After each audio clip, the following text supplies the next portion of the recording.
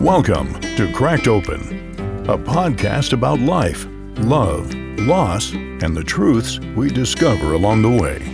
Together, we'll explore the struggles that shape us, the lessons we carry, and the hope that keeps us moving forward. This is more than stories. It's honesty, it's healing, it's real. Let's get started. And now your host, Glen Nunes.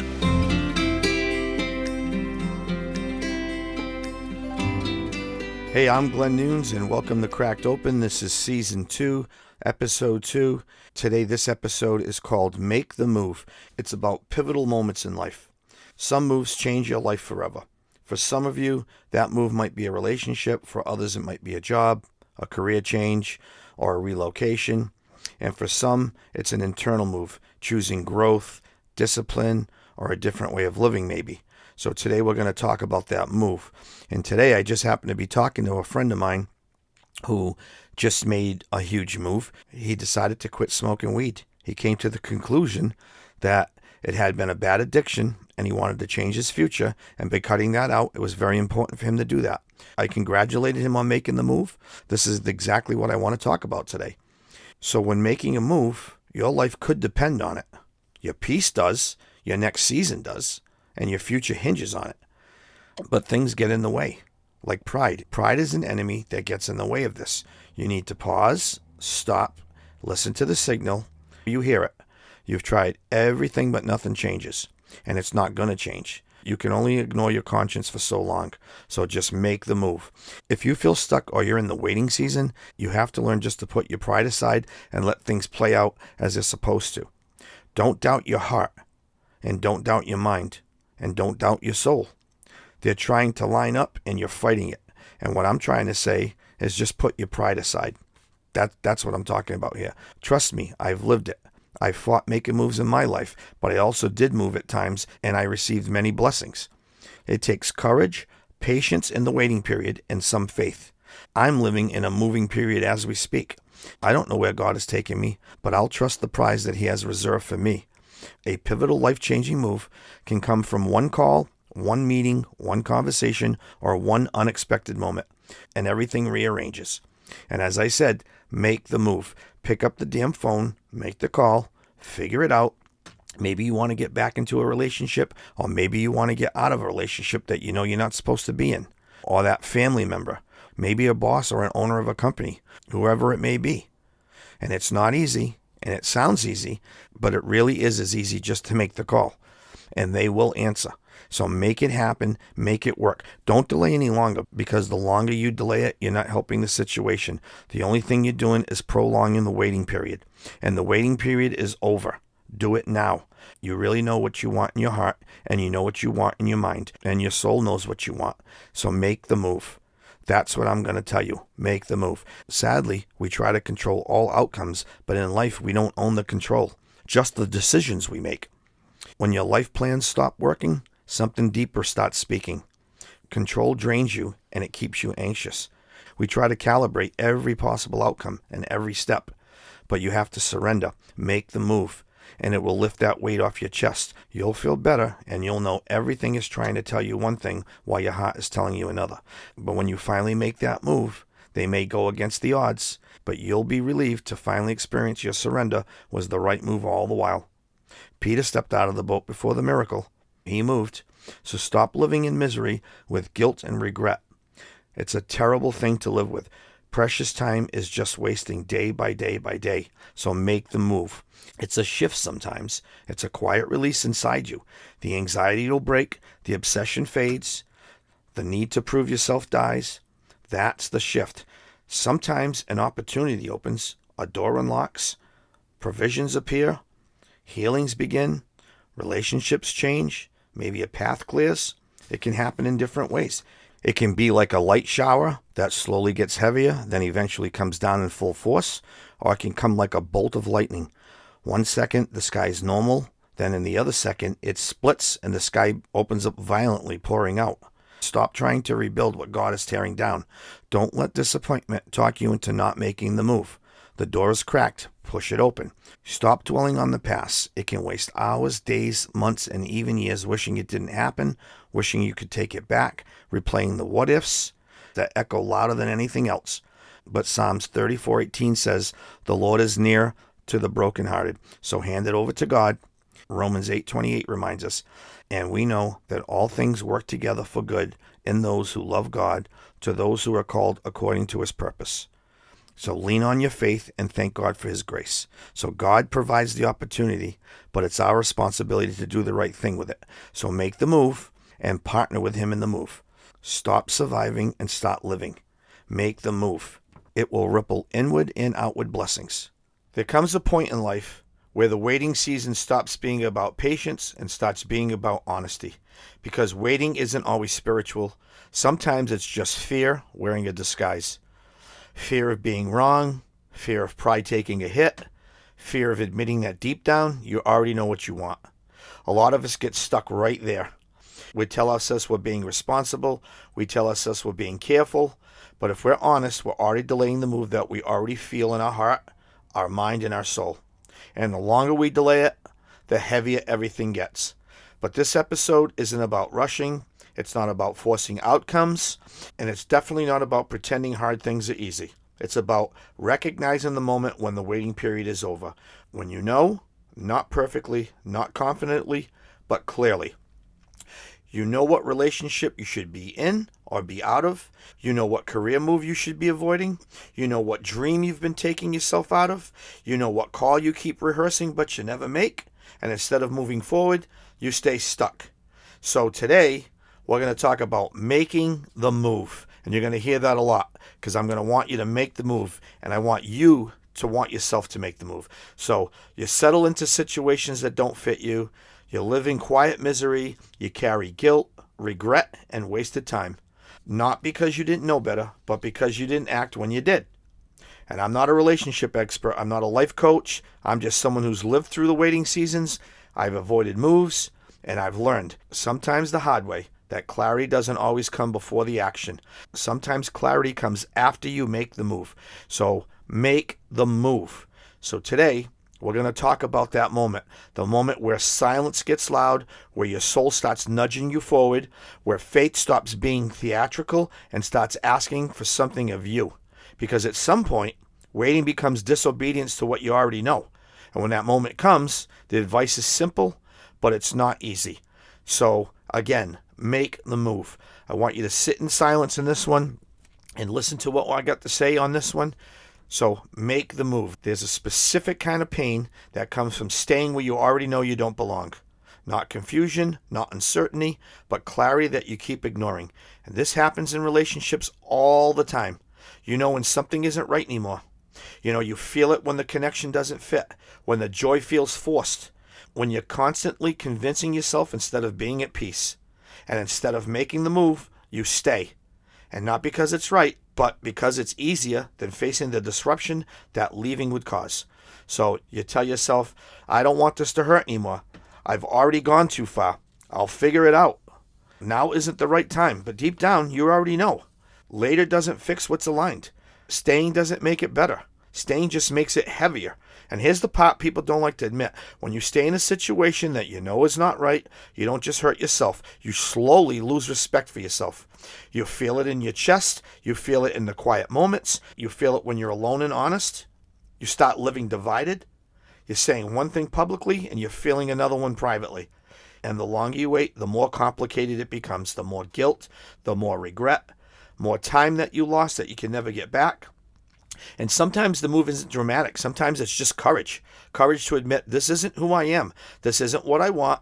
This isn't where my heart lives. This isn't where I want to be. I don't want to be in this situation. Why am I here? It's just courage. You have to admit it to yourself. And sometimes the move isn't about running towards something new.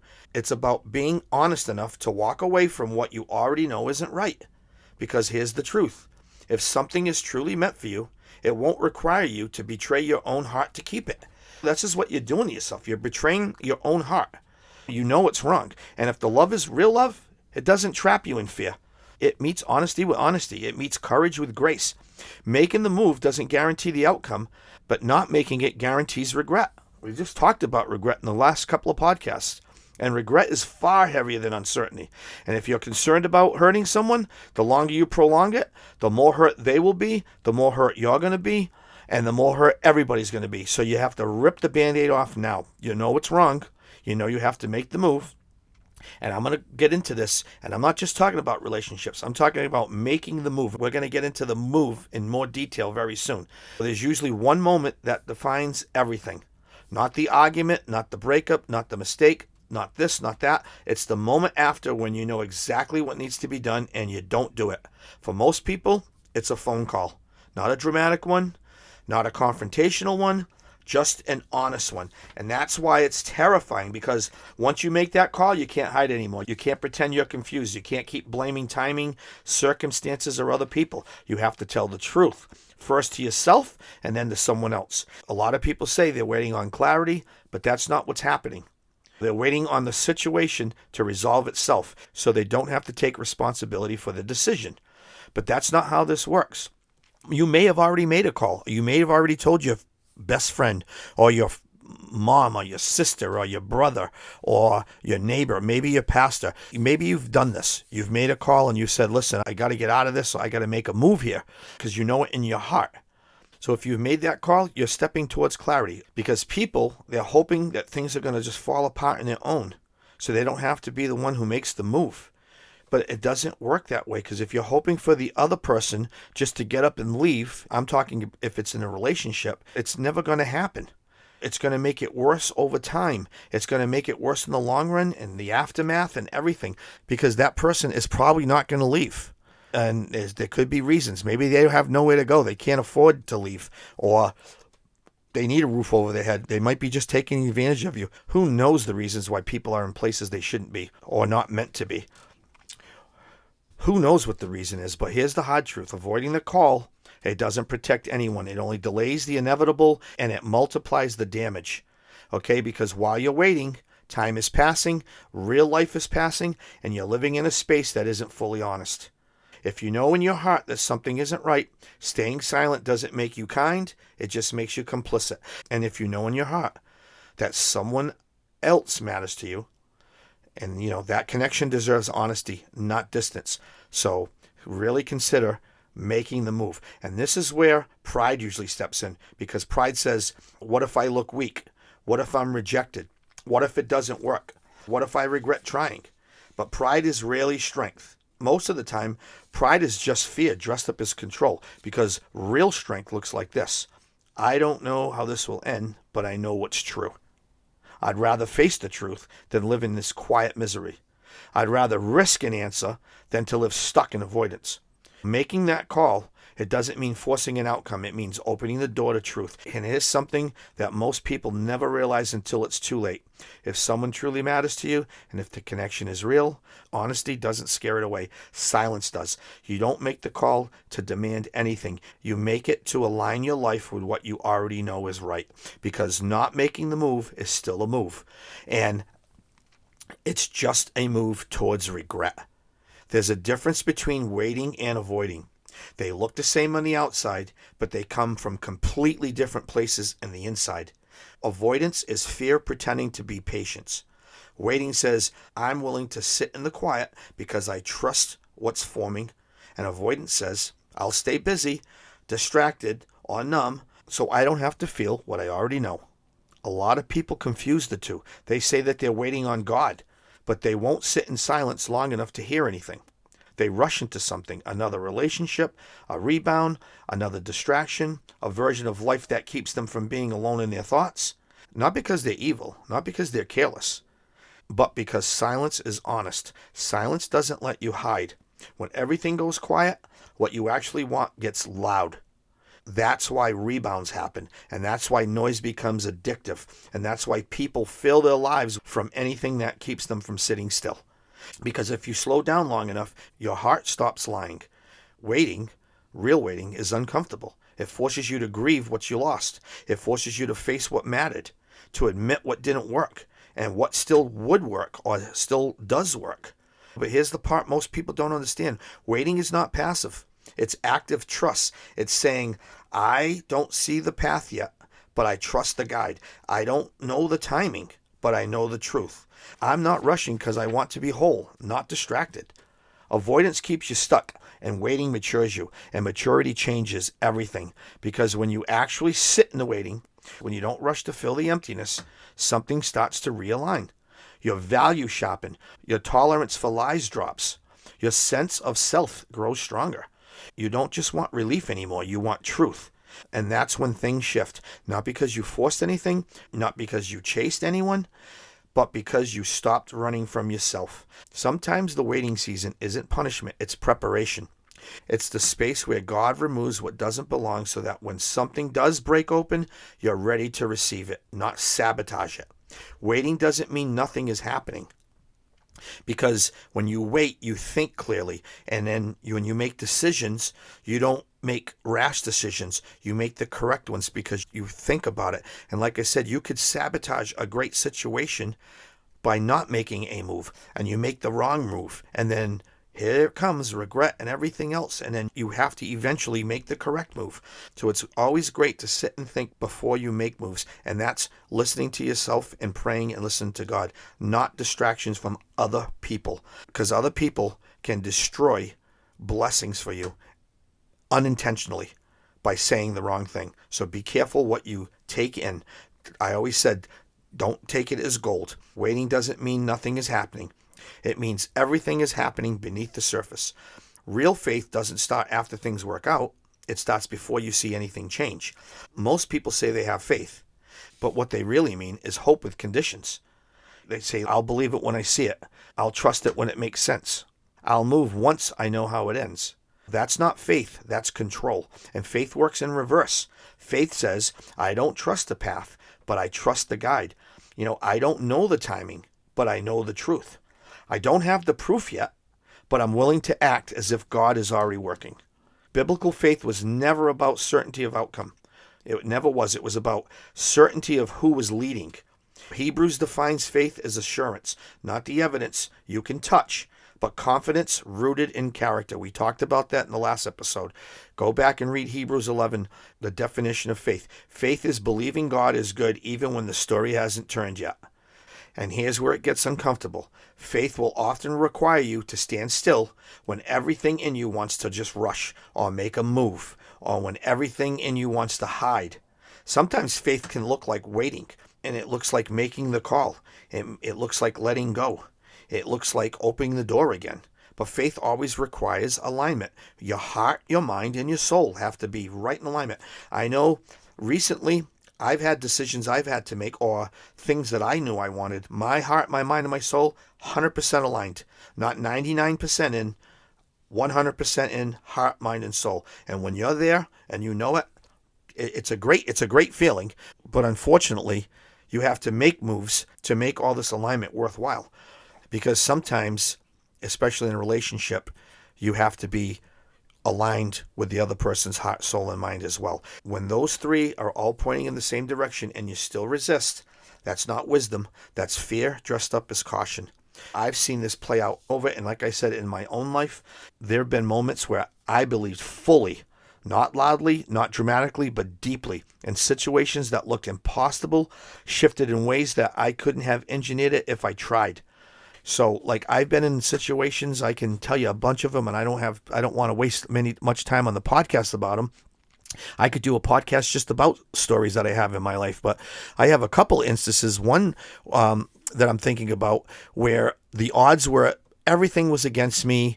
It looked like, say the odds were 40 and 38 out of the 40 failed, and you were in the 2% of that 40 that didn't fail. So that's what the percentage was. But I had it set in my heart, and I really truly believed it. And I believed in the outcome. And I also believed if the outcome wasn't what I was expecting, then it wasn't the outcome that was proper.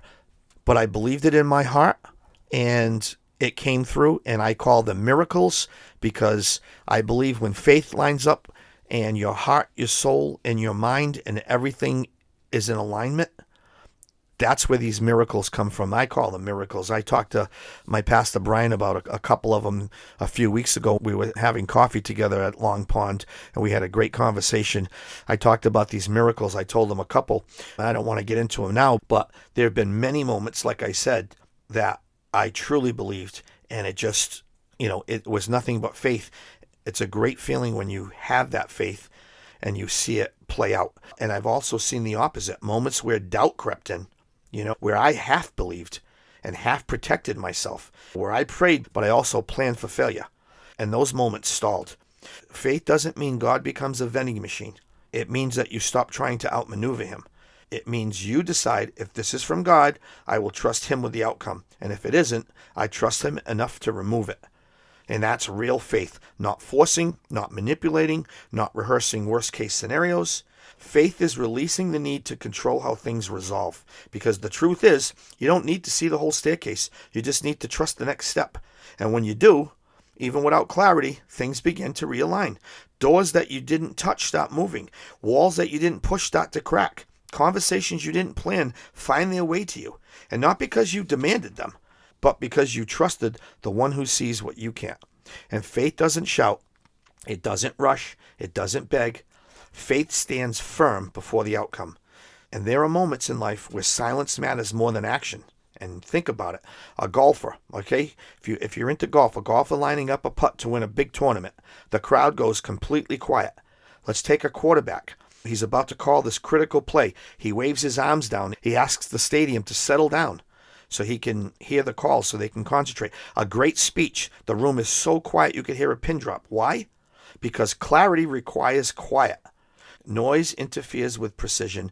Distraction disrupts alignment. Too many voices make it impossible to hear the one that matters.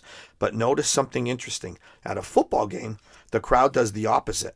When the opposite team has the ball, what do? They get louder, they scream, and they try to create chaos. It's called home field advantage. You've probably heard that if you're not into sports, but you've heard, they have home field advantage. And here's the connection that most people miss.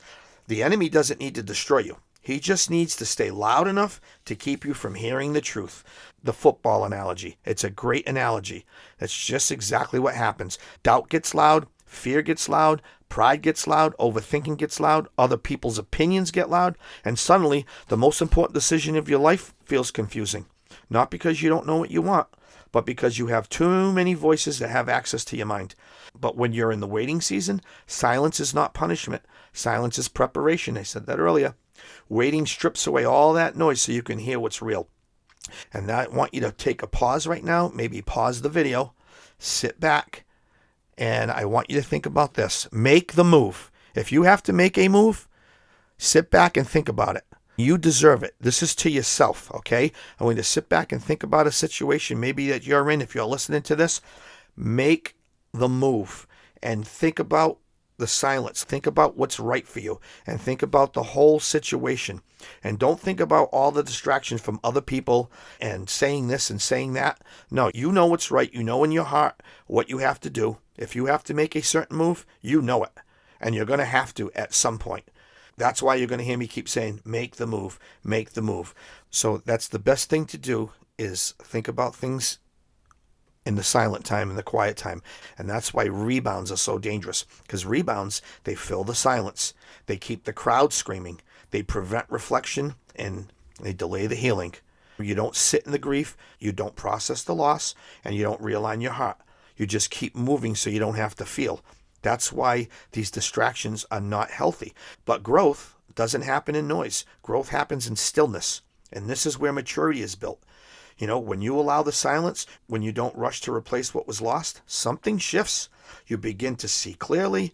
You begin to hear honestly. You begin to recognize what was real and what wasn't. And that's not weakness. That's strength. Because silence doesn't mean nothing is happening. It means something deeper is forming. And here's the key. Don't let the enemy have home field advantage in your mind. Okay? That football analogy. Think about that. If every thought is loud, frantic, and reactive, someone else is controlling the atmosphere. But when you quiet the noise, but when you stop explaining, justifying, rehearsing, truth gets the microphone. And truth doesn't yell, it doesn't panic, it doesn't rush. That's truth. Truth waits until you're ready to hear it. And let me tell you something. It's not easy. It's very painful. I'm not going to lie, to sit in the quiet in the waiting period. But it's well worth it than doing the opposite. Trust me on that one. Waiting is not avoidance. Waiting is obedience. And one of the biggest lies people believe is that waiting means that you're doing nothing. That if you haven't acted yet, you're stuck. That if you haven't moved, you're afraid. That if you're still here, you failed. And that's not true. Waiting is not avoidance. Waiting is obedience. And there's a difference between freezing and trusting. Avoidance says, I'm scared to face this. And waiting says, I'm not facing this. I'm not forcing what isn't aligned yet. Waiting is active trust. It's saying, I don't see the full path, but I trust the guide. That kind of faith doesn't make headlines. It doesn't impress people. It doesn't look bold on social media, but it builds backbone because waiting does something rushing never can. It realigns you. And when you wait, your heart catches up to your truth. Your emotions stop running the show, and your soul gets a seat at the table. And here's something important. When people rush, they often do it to escape discomfort. And when people wait, they do it to gain clarity. And that's why rebounds feel tempting. And that's why distractions look appealing. And that's why movement for the sake of movement feels productive. But if you skip the silence, you skip the growth. Because when you jump into these things like rebounds and distractions, listen, the masks will fall off. The true colors will come out. Everything will come out in the wash. The truth will be exposed. But waiting matures you. It teaches you restraint. It teaches you humility. It teaches you how to listen instead of react. And when the moment finally comes, and when that moment finally presents itself, you're not acting out of fear anymore. You're acting out of alignment. This is how faith actually works. Faith isn't believing after things work out. Faith is believing before the outcome. And it's not seeing the road. It's trusting the direction. And I can tell you this because I've lived it all from experience. When I do these podcasts, I take my life experiences. I do research on the internet. I listen to podcasts. I watch YouTube videos. I go to church. I listen to the sermon. I read the Bible. I read books. I do whatever I can. But the most important one is from my life experiences, because sometimes you can have all the knowledge you want in the world and do your research, but a life experience is the best knowledge you can have. And I swear by that one, and I can just tell you from experience. Like I said earlier, there's been moments in my life where situations looked impossible. No logic, no clear logic, no reason to believe it would ever work. But I believe certain things in my heart. And not casually, not hopefully, but fully. And it happened. And just last year, I had a terrible year. It started out great, and then a few things snowballed on me. I kept getting punches and punches and punches, but there was one point that I was praying like crazy, and I believed in my heart something was going to happen, and it happened. I call these things miracles, but something happened, and the odds were so against me. It looked bad, really bad, but here it comes. The faith, all in alignment with the heart, soul, and mind, and bam. But also, there were other times when I said I believed, but deep down I was doubting, hedging, protecting myself, and nothing moved. Faith doesn't respond to words. Faith responds to conviction. Doesn't mean everything you want will happen. It means everything that should happen will. That's what faith is. Waiting doesn't delay your life. It prepares you for it. And sometimes the waiting isn't about the outcome at all. It's about who you're becoming before the door even opens. Because when it does, you won't be the same person who walked into the season. You'll be steadier, clearer, stronger, and ready. And let me tell you something. I am a changed man from things I've recently been through. My next chapter is going to be unbelievably different than any other chapter that I've lived in, because I'm such a different person. I've grown, and I thank God every day for helping me become a better person day by day. You have to make the move. You know you have to make a move, okay? There comes a moment when the waiting stops becoming faithful and starts becoming avoidance. And not because you're afraid, but because you already know. You know what your heart is saying. You know what your mind keeps circling back to. You know what your soul has been trying to line up for a long time. And at some point, the waiting season ends. Not with fireworks, not with certainty, not with guarantee. It ends with a decision. And this is the part no one wants to talk about, because faith feels noble when you're waiting. It feels spiritual. It feels safe. But movement requires humility. Movement requires risk. It requires laying your pride down on the table and saying, I am waiting to lose control. If you are staying in something that makes you miserable because it's easier than facing the truth, that's not patience. That's fear wearing responsibility as a mask. If you're avoiding a conversation needs to happen, not someday, not later, not when things calm down, not when things get better, or not when things get worse, but right now, that's not wisdom, that's delay. Delay has a cost. It costs time, it costs peace, it costs integrity. Because every day you don't act on what you know to be true, you teach yourself how to live disconnected from your own discernment. Making the move doesn't mean everything works out perfectly. It means you stop living divided. This applies everywhere. Relationships, careers, dreams you keep postponing, conversations you keep rehearsing but never having. Sometimes the move is leaving. Sometimes the move is returning. Sometimes the move is finally saying what's been unsaid. You have to make the move. You may have to relocate and move out of state for some reason. You may have to change careers. You might have to make a move and go into that boss's office and say what you have to say. There might be a dream that you keep postponing. You have to make the move. You have to do this. Like in a relationship, you might have someone in your house, like a family member. Now, I would never kick my children out because my parents raised me as long as they had a roof over their head. I would, and I would do the same for my children. I'm talking about things that I've witnessed. Sometimes people, and they can be your children, it's time for them to move. And I'm talking, and everybody's situation's different. Like you might have to walk into your boss's office about a career change and say what you have to say. You have to make that move. You might have to relocate and move out of state for whatever reason. You have to make that move. And I've known many people who have made that move. I have a friend who moved to Florida about 25 years ago. And we all said he'd be back in 6 months, and he got married, had a couple of kids. His dad passed away, moved his mom down there 20 years ago, and he says it's the best move he's ever made. I have another friend who was a longtime postmaster. He retired early. He moved to Florida like 20 years ago. Best move he could have ever made. This is what he says. I have a friend that moved to South Dakota. He went around the country, was looking to relocate, found the area in South Dakota he fell in love with.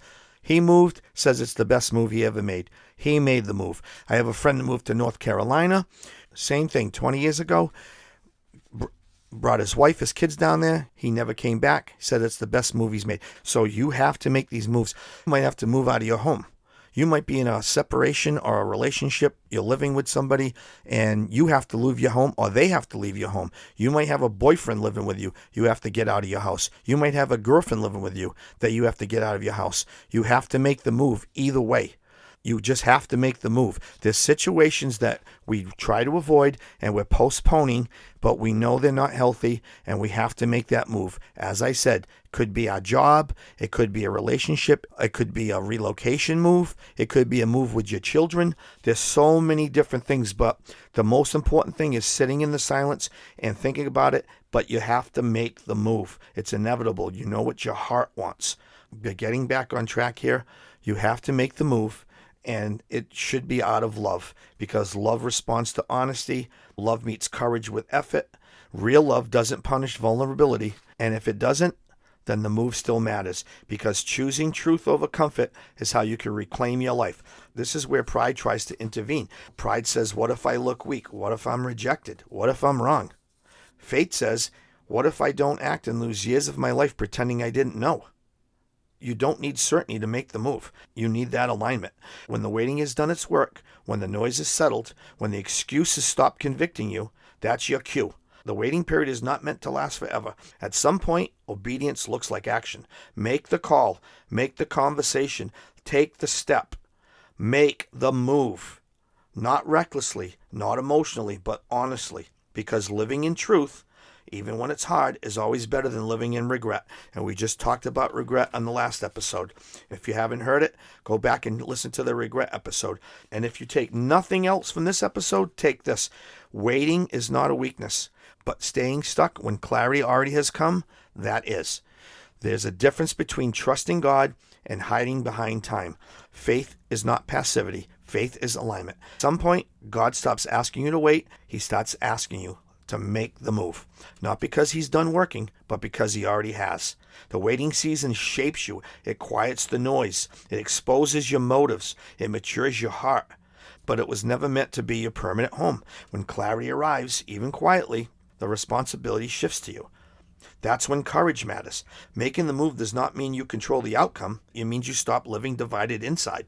It means you choose truth over fear, integrity over comfort, alignment over delay. This move might change everything, or it might simply just give you peace. Either way, peace is never found by ignoring what you know. The hardest moves in life are rarely dramatic. They are honest, they are quiet, they are humbling, but they are freeing. And if your heart is already decided, if your mind keeps returning to the same truth, if your soul feels restless because something is unresolved, that's not a coincidence. That's the invitation to make the move. And you have to have courage to make that move. I know it's not easy. None of this is easy. Life is not easy. This is life. You have to make that move. I know I've had to, and you might be in a situation right now you wish you were not in, but it doesn't mean you cannot make a move. Make the move, make the call, do whatever you have to do. Sit in silence, pray about it. You really owe it to yourself. If you make that move, it's going to be worth it.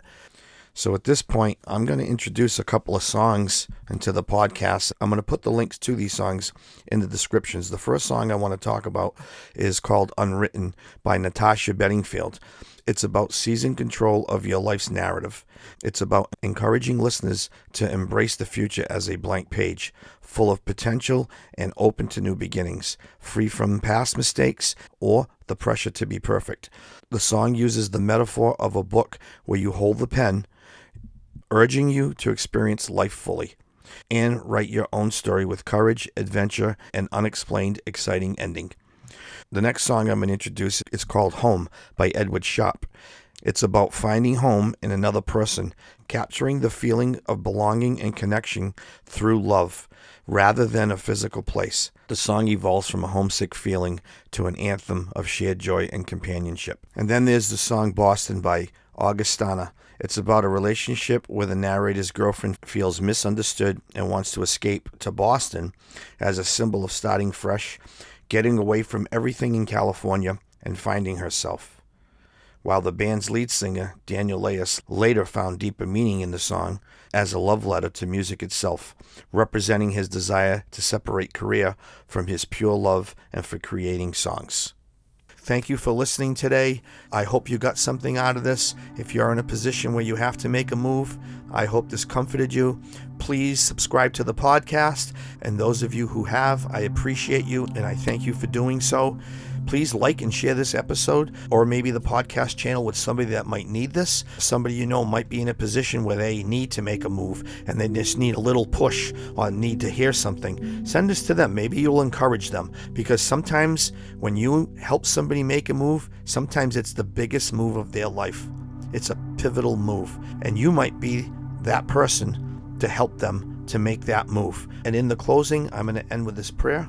So bow your heads. If you want to pray with me, God, you know where I have been waiting. You know where I have been afraid.